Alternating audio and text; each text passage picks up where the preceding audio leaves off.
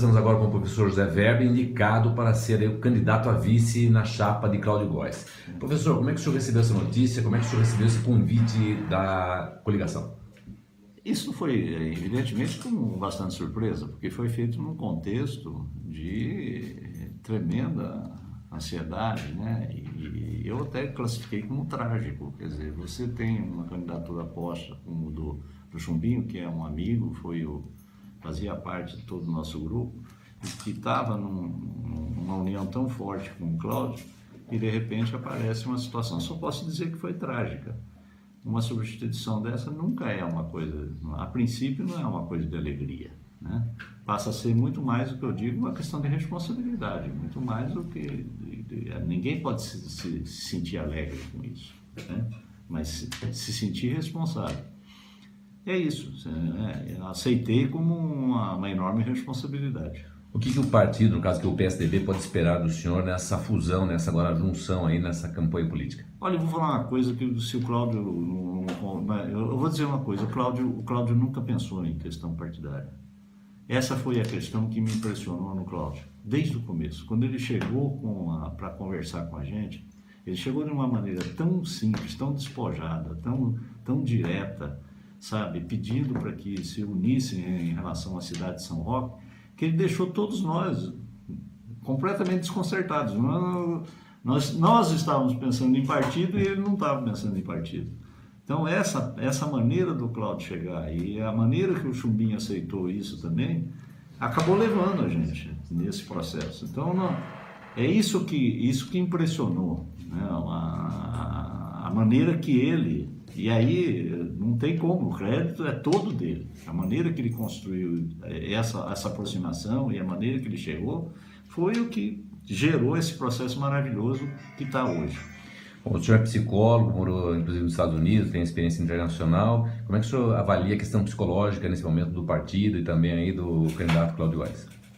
Olha, eu vou fazer uma avaliação que eu fiz anteriormente. Eu acho que o Brasil está num processo de transformação enorme, sabe? E a grande fato de transformação brasileiro hoje é que eu particularmente acho que o Brasil hoje está num processo de amadurecimento. De uma maneira dura, mas está. Sabe, o amadurecimento que está dando no Brasil hoje, quando você fala assim, tem um descrédito da política. É um descrédito da política, mas ao mesmo tempo é uma reconstrução da política. Porque ninguém pode imaginar... Olha, imagine isso. Você quer ver um comportamento que eu acho fantástico hoje no Brasil? É as Forças Armadas. Quer dizer, você não tem... Eu vivi época, eu fui votar, eu votei com 48 anos de idade para presidente da República. Né? É inacreditável isso. Quer dizer, quando eu fui votar com 48 anos de idade, a minha filha foi votar comigo.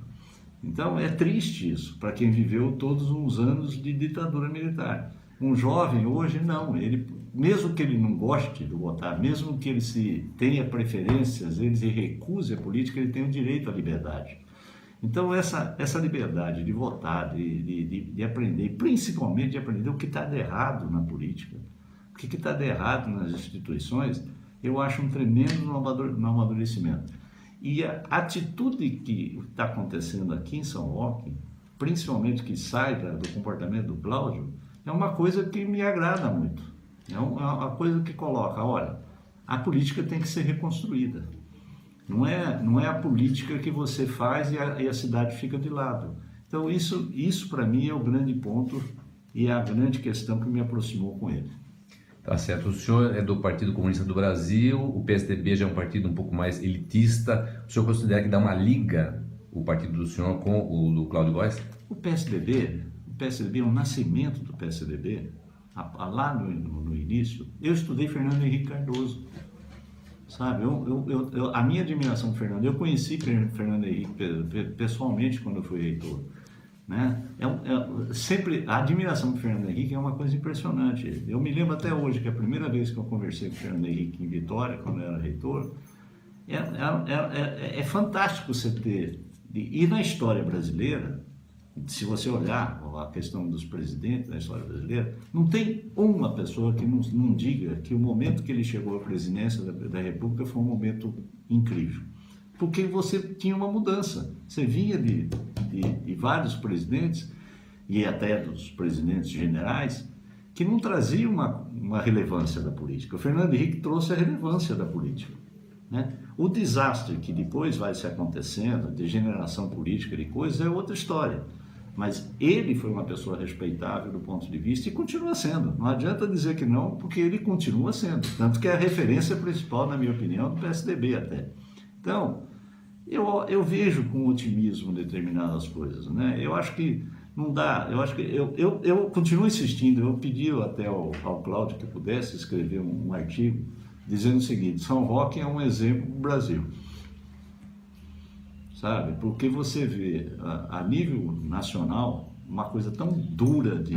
Você vê as brigas, né? Por exemplo, entre o PSDB, os partidos e tal, e São Roque se apresenta politicamente como um candidato a prefeito do PSDB e um candidato a vice do PCdoB. É inacreditável, de uma certa maneira. E como é que conseguimos ter uma convergência tão bonita como essa? Muito bem, o Chumbinho, que era candidato a vice com o Cláudio Góes, acabou renunciando por causa de um processo, né?